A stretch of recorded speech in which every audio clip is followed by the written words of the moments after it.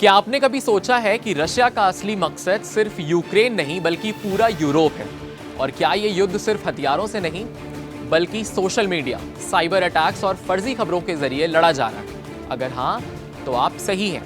कई खुफिया रिपोर्ट्स और विश्लेषकों का मानना है कि रशिया ने चुपके से एक हाइब्रिड युद्ध शुरू किया है जो यूरोप के हर देश को अंदर से खोखला करने की कोशिश कर रहा है।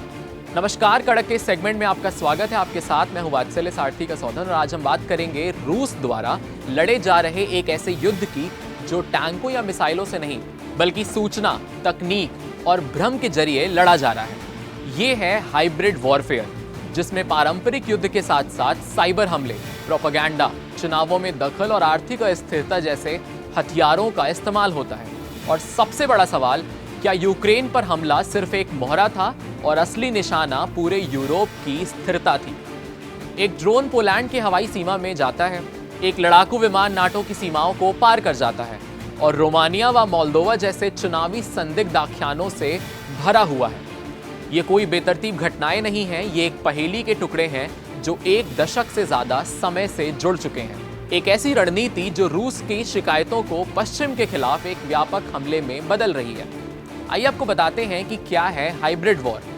हाइब्रिड वॉरफेयर यानी ऐसा युद्ध जो परंपरागत यानी ट्रेडिशनल हथियारों से नहीं बल्कि साइबर अटैक्स, डिसइंफॉर्मेशन यानी झूठी खबरें फैलाना, इलेक्ट्रॉनिक जासूसी, राजनीतिक हस्तक्षेप यानी पॉलिटिकल इंटरवेंशन, चुनावों को प्रभावित करना, आर्थिक दबाव जैसे गैस सप्लाई रोकना, hacking, fake news, troll army, इन तरीकों से लड़ा जाता है।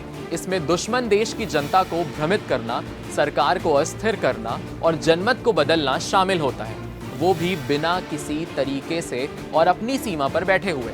अब आते हैं रूस की असली गतिविधियों पर। सबसे पहला, ऐसा क्यों कहा जा रहा है कि ये एक हाइब्रिड वॉर है? क्योंकि इसमें शामिल है साइबर अटैक्स। 2015 में यूक्रेन की बिजली सप्लाई पर साइबर हमला हुआ। 2017 में नॉटपेटिया मालवेयर जिसने यूरोप की कई कंपनियों को तबाह कर दिया। 2022 से 23 में नाटो देशों की सरकारी वेबसाइट पर DDoS जैसे अटैक्स हुए। चुनाव में हस्तक्षेप हुआ। 2016 में अमेरिका के राष्ट्रपति चुनाव पर जिसमें रूस पर ट्रंप के पक्ष में हस्तक्षेप के आरोप लगे। फ्रांस, जर्मनी, इटली में भी फेसबुक और ट्विटर के जरिए काफी खबरें फैलाई गई। फेक न्यूज और सोशल मीडिया इसका एक कारण है। यूरोपियन यूनियन ने पाया कि रशिया समर्थित सोशल मीडिया अकाउंट्स यूरोपीय समाज में दरार पैदा करने की कोशिश कर रहे हैं, जैसे मुस्लिम प्रवासियों के खिलाफ नफरत, विरोध और EU के खिलाफ यानी यूरोपियन यूनियन के खिलाफ एक विरोधी विचार। और आखिरी में है एनर्जी युद्ध। रूस ने यूक्रेन को गैस सप्लाई रोकने या महंगी करने की धमकी दी। इससे कई देशों में आर्थिक संकट आया है। अब असल बात यह है कि क्या यूक्रेन सिर्फ बहाना है, निशाना यूरोप है?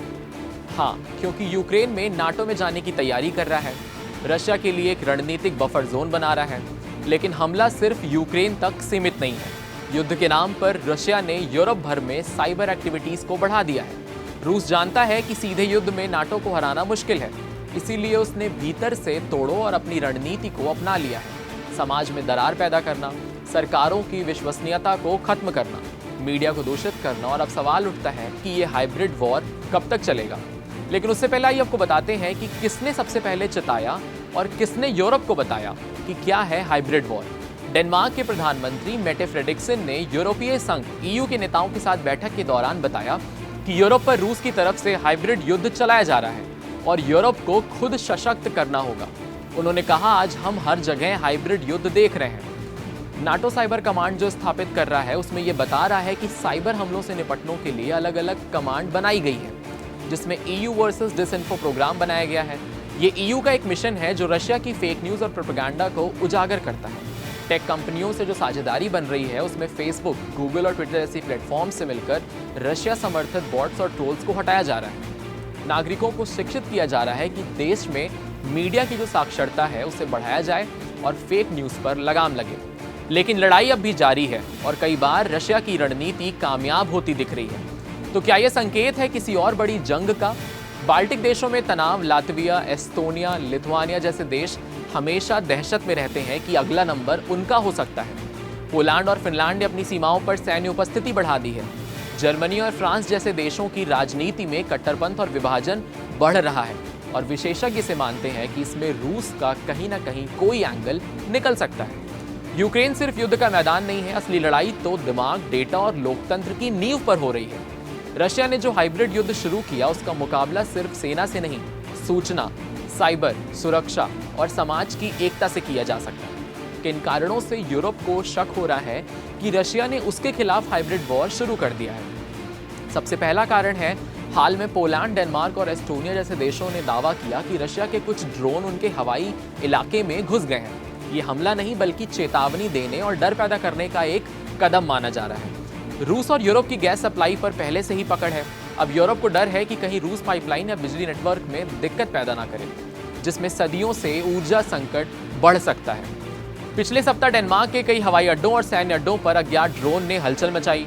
कोपेनहेगन हवाई अड्डे को एक सप्ताह के लिए बंद करना पड़ा और विशेष रडार सिस्टम लगाया गया। फ्रांस, जर्मनी, नीदरलैंड, स्वीडन और यूक्रेन ने अपनी विमान, जहाज और वायु रक्षा प्रणाली भेजकर सुरक्षा में सहयोग किया है। यूक्रेन की सेना ने भी विशेष टीम भेजी है जो ड्रोन हमलों से निपटने के अनुभव और तकनीक साझा कर रही है। कई यूरोपीय एजेंसियों का कहना है कि मॉस्को सोशल मीडिया और हैकिंग के जरिए यूरोप में अफवाहें फैला रहा है। इसका मकसद लोगों के बीच डर और अविश्वास पैदा करना है ताकि सरकारों पर दबाव बढ़े। रूस पर यह भी आरोप है कि वो यूरोप के देशों में आपसी मतभेद बढ़ा रहा है ताकि नाटो और यूरोपीय संघ यानी यूनियन कमजोर पड़ जाए और यूक्रेन को जो समर्थन मिल रहा है वो कम हो जाए। रूस की ये चालें सीधी जंग नहीं है, इसलिए यूरोप तुरंत जवाब नहीं दे पा रहा है।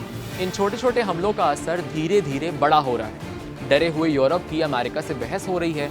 कभी पक्के साथी रहे अमेरिका के बारे में उसे लगता है कि वो उसकी सुरक्षा पर ज्यादा गंभीर नहीं है। यूरोपीय देश एक दूसरे पर भी शक कर रहे हैं कि कहीं उनकी कमजोरी के चलते सीमाओं पर खतरा बढ़ न जाए। तो अब सवाल ये है कि क्या यूरोप समय रहते चेत जाएगा या फिर ये अदृश्य युद्ध, जिसे हम हाइब्रिड वॉर कह रहे हैं, उसकी नींव को अंदर से कमजोर कर देगा। डेनमार्क के प्रधानमंत्री ने भी बीते दिन ये चेता दिया है कि यूरोप जो है वो रूस के हाइब्रिड युद्ध से काफी खतरनाक स्थिति से निपटने के लिए मजबूत हो रहा है। उन्होंने स्पष्ट किया कि एक दिन पोलैंड, अगले दिन डेनमार्क और उसके बाद कई और ड्रोन हमले ये सिद्ध करते हैं कि रशिया का हाइब्रिड वॉर अब बढ़ रहा है। फिलहाल ब्रिटेन के प्रधानमंत्री कीयर स्टारमर और लगभग 40 यूरोपीय नेता अनौपचारिक रात्रि भोज में शामिल होंगे और आने वाले दिनों में मानव तस्करी, सुरक्षा और प्रवासन जैसे मुद्दों को लेकर औपचारिक चर्चा यूरोपियन यूनियन में हो सकती है। खैर, पुतिन तो आजकल अंतर्राष्ट्रीय राजनीति चला रहे हैं। उनके ये नए आयाम पूरे यूरोप को भौगोलिक स्थिति को बदल सकते हैं। सवाल काफी गहरा है, काफी बड़ा भी है और जवाब ये अभी के लिए मैं आपके पास छोड़ रहा हूँ। अगर आपको ये एक्सप्लेनर जानकारीपूर्ण लगा तो आप लाइक करिए, सब्सक्राइब करिए हमारे चैनल को और इसे ज़्यादा से ज़्यादा शेयर करिए। और कमेंट सेक्शन में हमें बताइए कि क्या आपको लगता है कि रशिया ने हाइब्रिड युद्ध जैसी सिचुएशन यूरोप के सामने ले आया है? इसका जवाब आप हमारे कमेंट सेक्शन में बता सकते हैं। कड़क कैंपेन सांस लूं या जी लूं का हिस्सा बने, कमेंट में लिखें #RightToBreathe और बताएं कैसे बनेगा पॉल्यूशन फ्री इंडिया। अपने आइडियाज़ को कमेंट सेक्शन में ज़रूर शेयर करें।